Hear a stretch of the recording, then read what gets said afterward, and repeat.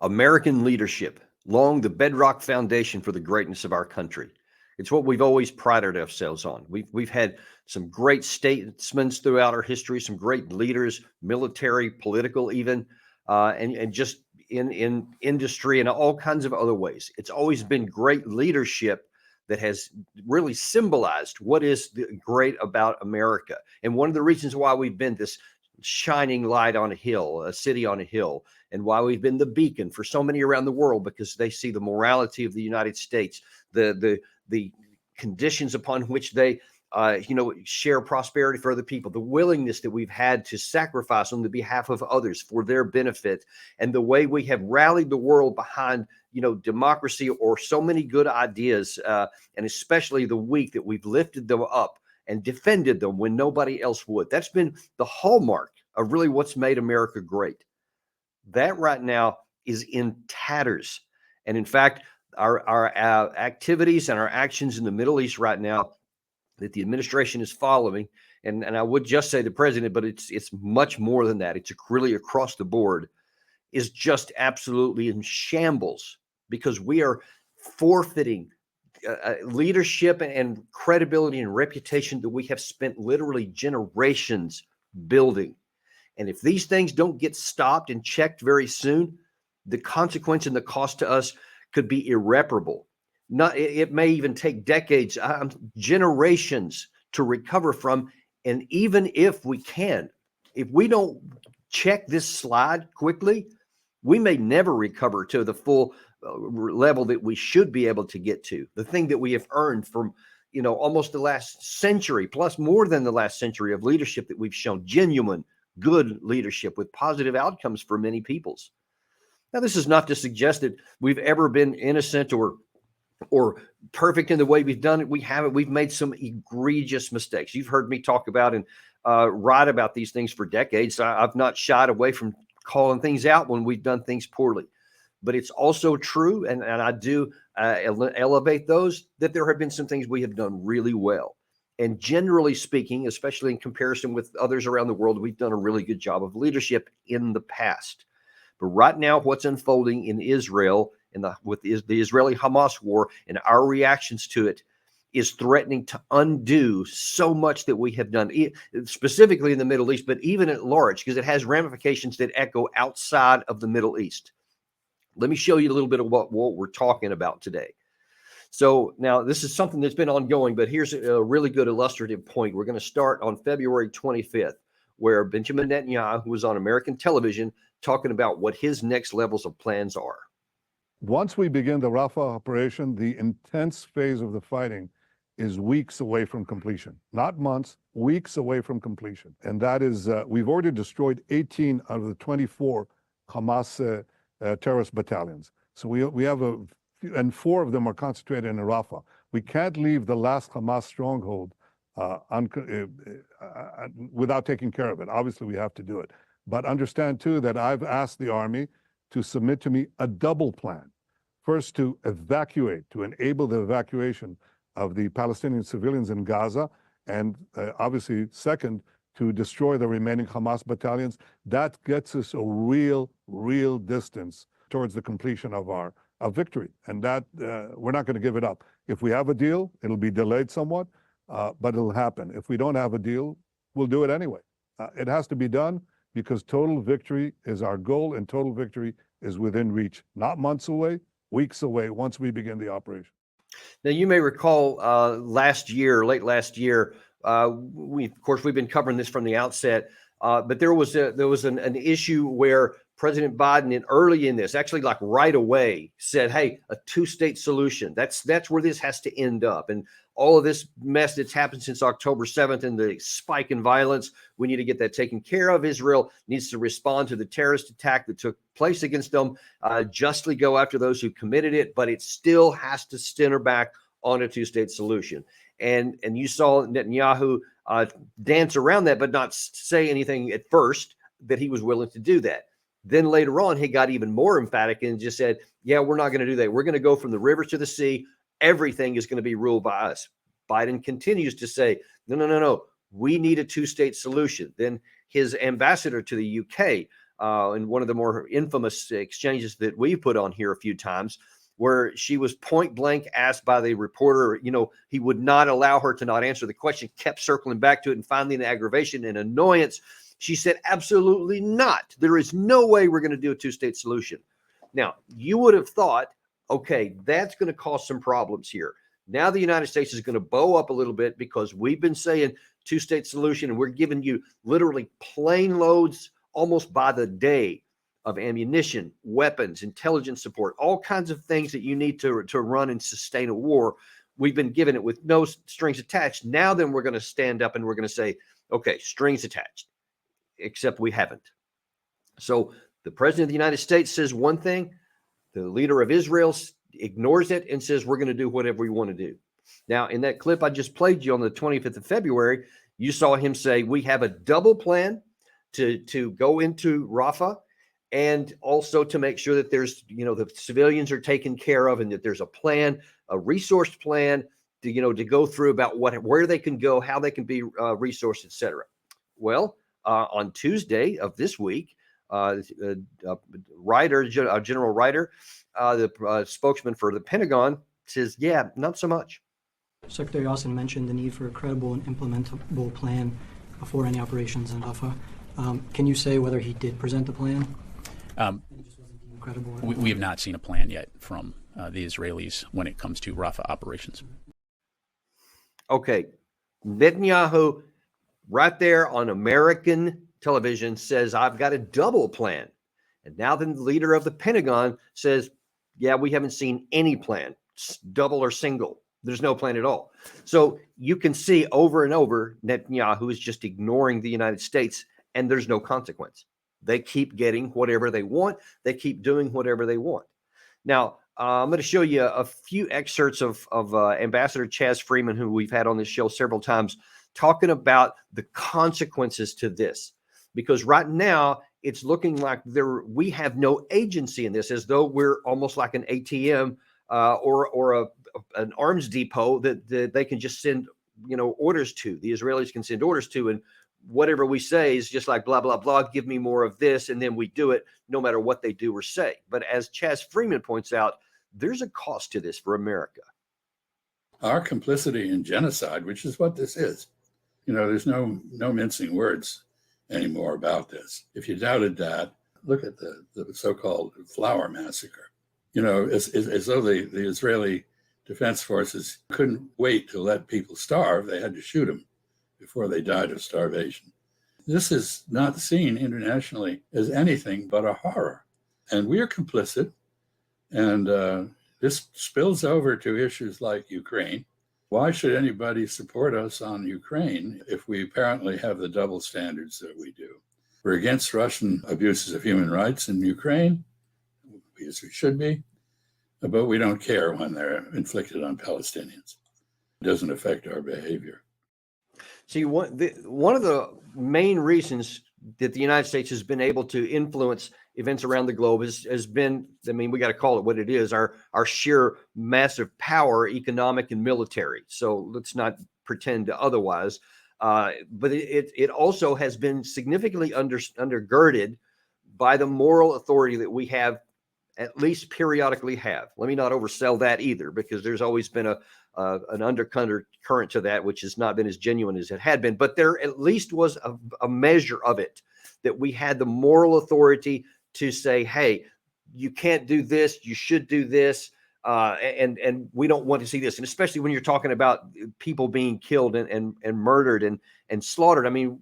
The situation that he's talking about right there about what we are saying to Russia, people all over the world are seeing this. And look, they see, we have power. Okay. They get that. But right now, even the power that we have is starting to wear thin, and people are starting to not care about even that part. But the moral authority is virtually wiped out, because when we go and we tell Russia, how dare you bomb these civilian areas, the allegations about Bucha in 2022 and several other places, and bombing, cities with no military value, all these claims that we've had.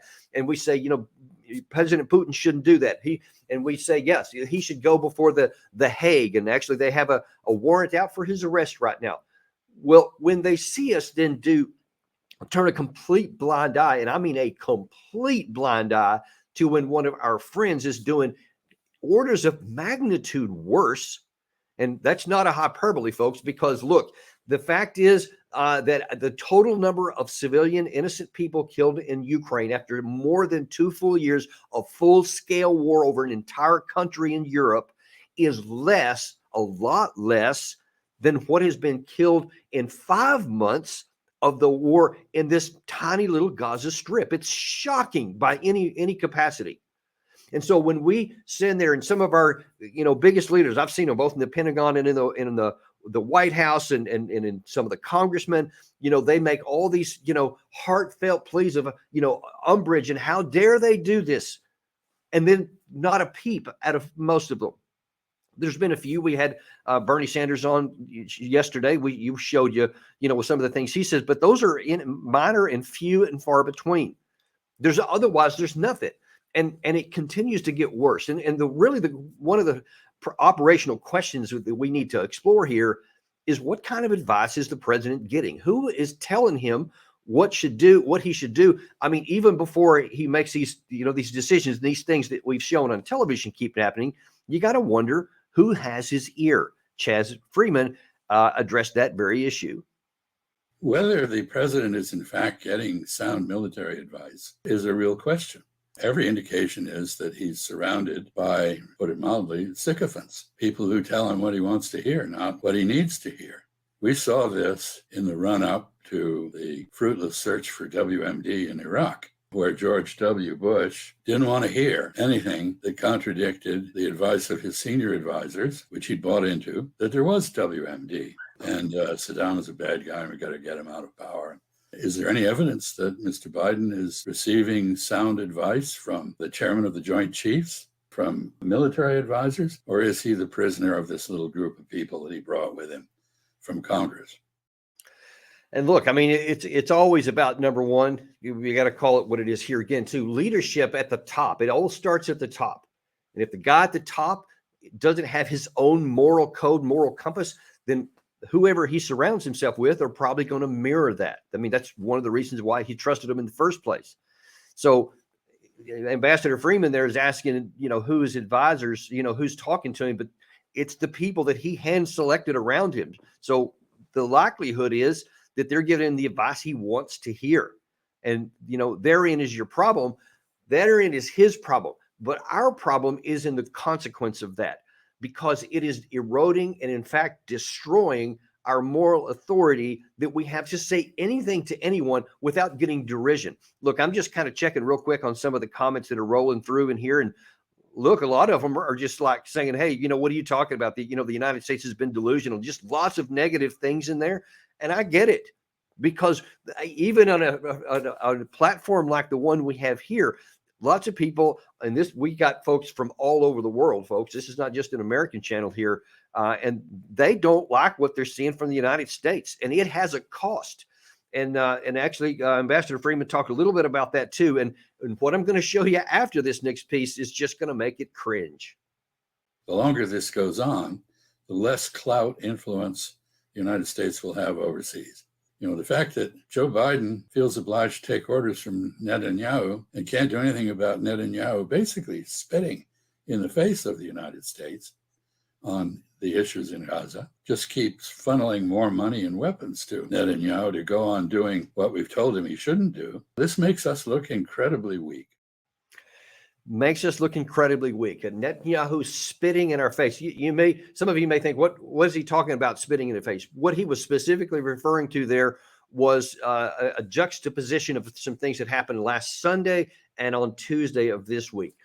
First of all, you had the Vice President of the United States. So the number 2 person in our government with all the authority of that office. And of course, she doesn't say anything publicly unless it's cleared by the president. And so the administration, this is their position. She went in and emphatically said, we are basically demanding a ceasefire, to happen immediately. And then 2 days later, you see what Netanyahu's reaction was. This is what he's talking about, was the spit in the face. And given the immense scale of suffering in Gaza, there must be an immediate ceasefire. For at least the next 6 weeks, which is what is currently on the table. The war continues and will continue until the end, until we achieve all our goals. The cruelty of the kidnappers, eliminating Hamas, and ensuring that it will no longer pose a threat to Israel, sparing no one. We will persevere and continue our relentless fight on land, sea, and air until we achieve total and undeniable victory. Okay, first of all, that's an embarrassment to America. It's an embarrassment to the vice president. And there should have been a public response to that. She said, we demand an immediate ceasefire, an immediate ceasefire. 2 days later, Netanyahu says, no ceasefire. We are going to continue on. And he says it, the spit in the face part was that F-35 over his shoulder, which came from America. So he's saying, I'm going to take all your stuff. I'm going to take your money, your bullets, your bombs, your missiles, all that stuff. You can say whatever you want to do, and we are going to continue to go here. And so far, America has done exactly what Netanyahu has said. We've done nothing. And there was an exchange. I see. We'll have to just look at the date on this. I don't remember if it was either earlier today or maybe yesterday. Matt Miller, the spokesman to the State Department, made one more, emphatic claim that the United States is going to do. Not only is the situation on the ground right now in Gaza unacceptable, but it's unsustainable. It cannot continue this way. You have seen the United States take action to airdrop food supplies in. You have seen us take action to fund the delivery of humanitarian assistance. You have seen us announce that we are exploring a maritime option to deliver humanitarian assistance through new routes, but it still is incumbent upon the government of Israel to do more as well. We have seen some improvement in the distribution, but we need to see dramatically more go in. We need to see it go in not just through Rafah and Kerem Shalom, but we need to see it go in through a crossing in the north. And we have made very clear to the government of Israel that's what we expect, and that we expect to see improvement. And as the president said, there can be no excuses. That is what we expect. That is what we require. And the president said, no excuses. Now, that was yesterday. What do you think that we're going to find today? Do you think that Netanyahu is going to come back out and say, well, the president of the United States said this, and so now we're going to go ahead and open up 4 more corridors for humanitarian aid? There's not going to be a peep out of Israel. I can assure you, you won't hear anything. There will be no response to this at all. And look, even in the context of that press conference, some of the reporters said, hey, you guys have been saying this a lot, but nothing ever happens. You keep making these threats, but nothing changes. And he basically ignored the question, didn't answer it. I mean, what else is he going to say? But I mean, he's actually really, that even more so than the one by Harris on Sunday, he has said, Miller there put us in a top position by tying it directly to the president's name by saying he said no excuses. Okay, if there are excuses, if there is no action, what are you going to do? Because let me just tell you right now, if the president does nothing, then he has completely abdicated moral authority, physical authority, anything else. Because if we don't stop giving them weapons, if we don't put major strings, even ropes on any of this aid we get, major changes, then we are subservient to what the prime minister of Israel wants to do.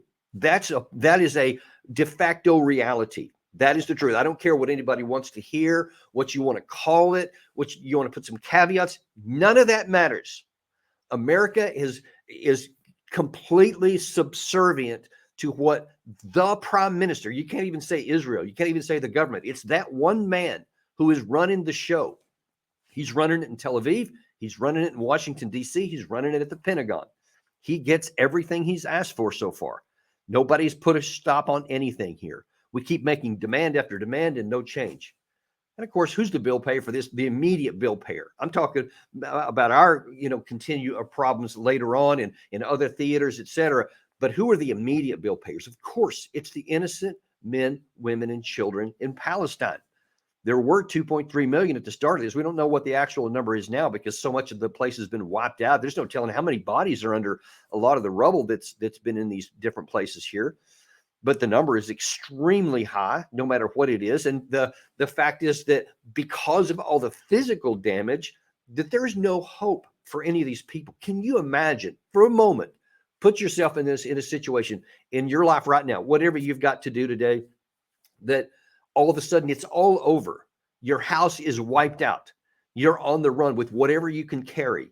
And you go to whatever across town to try and survive someplace. And then all of a sudden that house is going to get bombed. Then you get warnings that there's new attacks coming there and you have to run someplace else. And you can't, there's a fence around you. You can't get out. You can only go certain areas within the city that you live. And that's it. You're trapped in there. How are you going to feel when there is nobody outside? There's no cavalry coming to your rescue. What has historically been America's role, that we come to the rescue of the downtrodden, the weak, the powerless, those who are being exploited, those who are being killed. We've come to their rescue in nearly any way you want to talk about. But instead, we're providing the bombs. And look, these pictures you're seeing there right now of some food, that's not something that the United States should be doing. That's something that we should be demanding and requiring the Israeli government to do. Why is Matt Miller yesterday talking about we're exploring the possibility of opening up corridors from the sea, maritime passages? Why should America do that? That's what Israel should be doing, not the United States.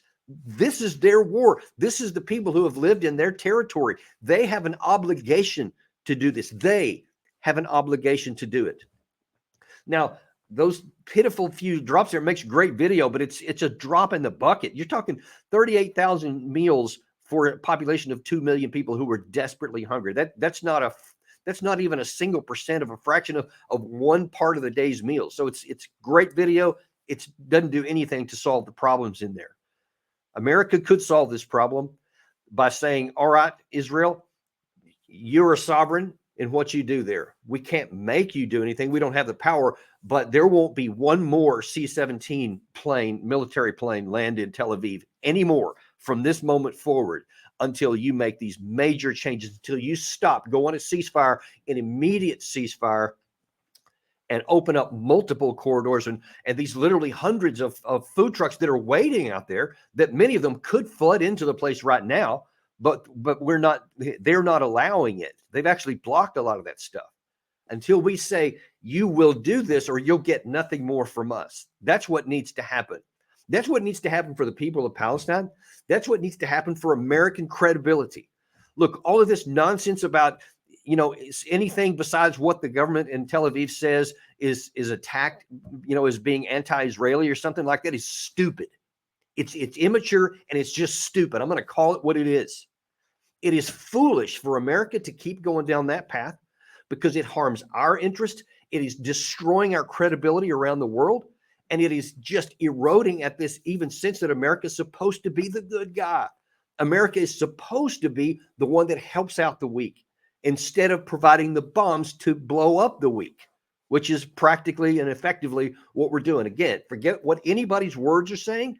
That's what's actually happening on the ground. And I assure you, folks, people all over the Middle East, all over Asia, even all over Europe, and even in the Western world are seeing this.